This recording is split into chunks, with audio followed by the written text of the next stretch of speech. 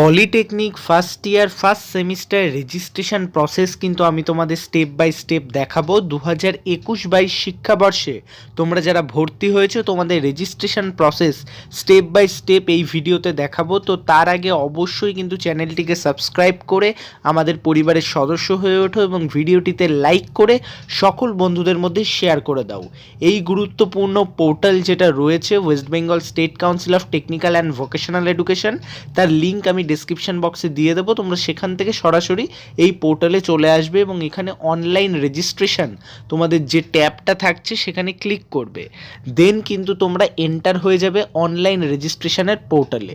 তোমাদের online registration portal যেটা এটা ওপেন করা হয়েছে 2022-এ, কিন্তু তোমাদের এই শিক্ষাবর্ষটা কিন্তু 2021-22। তো সরাসরি এখানে গেলেই কিন্তু তোমরা দেখতে পারবে তোমাদের লাস্ট ডেট যেটা থাকছে রেজিস্ট্রেশনের, সেটা কিন্তু তোমাদের থাকছে 20 তারিখ এই ফেব্রুয়ারি মাসে। তো আমি কিন্তু তোমাদের স্টেপ বাই স্টেপ পুরো প্রসেসটা দেখাবো এবং তোমরা যারা আমাদের টেলিগ্রাম গ্রুপে জয়েন হওনি অবশ্যই West Bengal polytechnic student Telegram গ্রুপে কিন্তু জয়েন হয়ে যাও। সেটা কিন্তু ওয়েস্ট বেঙ্গলের সব থেকে বড় পলিটেকনিক কমিউনিটি। তো সেই ক্ষেত্রে তোমরা সেখান থেকে অনেক রকম হেল্প পাবে। তো এই পুরো প্রসেসটা আমি কিন্তু তোমাদের দেখাবো স্টেপ বাই স্টেপ। তো ভিডিওটা কিন্তু সম্পূর্ণ দেখতে থাকো। এই তোমাদের রেজিস্ট্রেশনটা অনলাইনে কমপ্লিট করার পরে তোমরা একটা ফর্ম পাবে। তোমাদের এই ফর্মটাকে কিন্তু টোটালি কলেজে গিয়ে জমা দিতে হবে এবং রেজিস্ট্রেশন প্রসেস কিন্তু খুব গুরুত্বপূর্ণ। সেই ক্ষেত্রে প্রতিটা জিনিস কিন্তু খুব সাবধানে করবে। আমি স্টেপ বাই স্টেপ দিয়ে দিচ্ছি পুরো প্রসেস, সেটা কিন্তু ফলো করে নাও। অবশ্যই ভিডিওটি দেখতে থাকো। কিন্তু এটা খুব গুরুত্বপূর্ণ স্টেপ তোমাদের থাকবে অ্যাডমিশন টাইপ। অ্যাডমিশন টাইপে তোমরা যখন এখানে সিলেক্ট করবে তোমাদের কাছে কিন্তু অনেকগুলো অপশান থাকবে। তোমরা যদি কাউন্সিলিংয়ের মাধ্যমে জেক্সপোতে অ্যাডমিশন নাও তাহলে এখানে সেটা দেবে। যদি যে তোমাদের ফার্স্ট ইয়ার ডাইরেক্ট অ্যাডমিশন নাও সেখানেও সেটা দেবে। ম্যানেজমেন্ট কোটায় নিলে সেটা দেবে এবং ভোকলেটে সেটা হলে সেরকমভাবে দেবে। ভোকলেটে তুমি যদি কাউন্সিলিংয়ে অ্যাডমিশন নাও সেটা দেবে। ফার্মেসিতে অ্যাডমিশন নিলে ফার্মেসি দেবে। ঠিক তোমরা যে পদ্ধতিতে অ্যাডমিশনটা নিয়েছো সেটা সিলেক্ট করবে। দেখো আমি এখানে এটা সিলেক্ট করলাম। সিলেক্ট করার পরে কিন্তু তোমাদের অ্যাপ্লিকেশন ফর্ম নাম্বারটা চাইবে। এটা হচ্ছে জেক্সপোর থ্রু তোমরা যারা অ্যাডমিশন নিচ্ছ। তো যারা ডাইরেক্ট অ্যাডমিশন তারা যখন সিলেক্ট করবে তখন কি হবে দেখো আমি তোমাদের দেখিয়ে দিচ্ছি। যখনই তোমরা ডাইরেক্ট অ্যাডমিশনে সিলেক্ট করবে তখন কিন্তু আর অ্যাপ্লিকেশন ফর্ম নাম্বারটা থাকবে না। তোমরা ব্যাপারটা বুঝতে পারছো? কারণটা হচ্ছে তোমরা যদি কাউন্সিলিংয়ের সময় অ্যাডমিশন নিয়ে থাকো তাহলে তোমাদের ওয়েবসাইটের কাছে তোমাদের নামে একটা কিন্তু ডিটেলস থাকবে। অর্থাৎ তোমাদের ডিটেলস কিন্তু ওয়েবসাইট আগে থেকেই রিড করে নেবে যেই তোমরা তোমাদের অ্যাপ্লিকেশন নাম্বারটা দেবে। সেই ক্ষেত্রে কিন্তু কোনো সমস্যা হবে না। কিন্তু যারা ডাইরেক্ট তাদের কিন্তু রেজিস্ট্রেশন করতে হচ্ছে নতুন করে, কারণ তারা তো আর বোর্ডের আওতায় ছিল না, তারা তো ডাইরেক্ট অ্যাডমিশন নিয়েছে।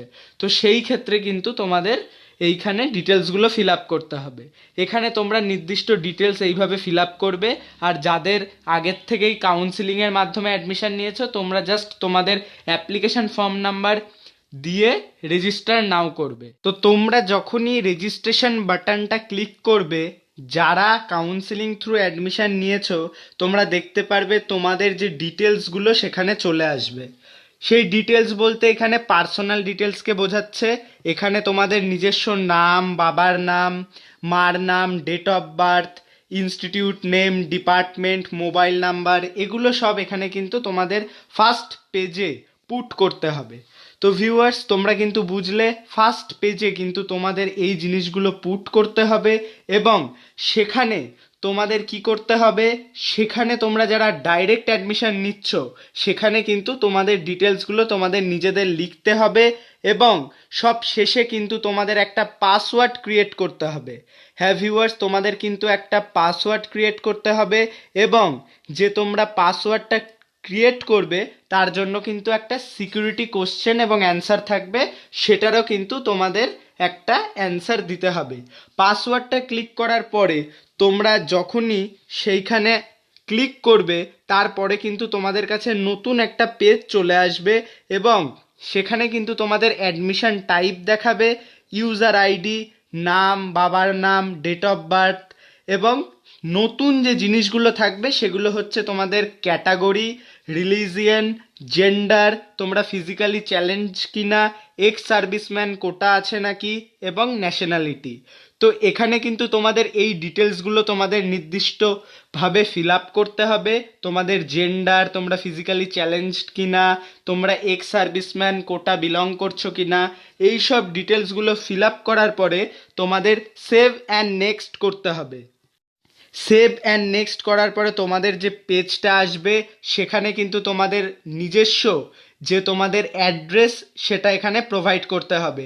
সেখানে তোমাদের মোবাইল নাম্বার, তোমাদের রেসিডেন্সিয়াল অ্যাড্রেস যেটা সম্পূর্ণ সেটা দিতে হবে, এবং নিচে কিন্তু তোমাদের পিন নাম্বার, স্টেট, স্টেট বলতে কোন রাজ্য, এবং ডিস্ট্রিক্ট কোন জেলা, এবং তোমাদের ইমেল, এবং সব শেষে কিন্তু গুরুত্বপূর্ণ আধার নাম্বার, এগুলোও কিন্তু তোমাদের পুট করতে হবে। আমি কিন্তু তোমাদের সম্পূর্ণ বলে দিচ্ছি, এই প্রতিটা ব্যাপার কিন্তু তোমরা খুব গুরুত্বপূর্ণভাবে স্টেপ বাই স্টেপ আস্তে আস্তে ফিল আপ করবে। তারপরের পেজে তোমরা দেখতে পারবে তোমরা যে বোর্ড থেকে, যে বোর্ডের আন্ডারে তোমরা মাধ্যমিক পাশ করেছো সেই বোর্ডের নাম কিন্তু সেখানে দিতে হবে।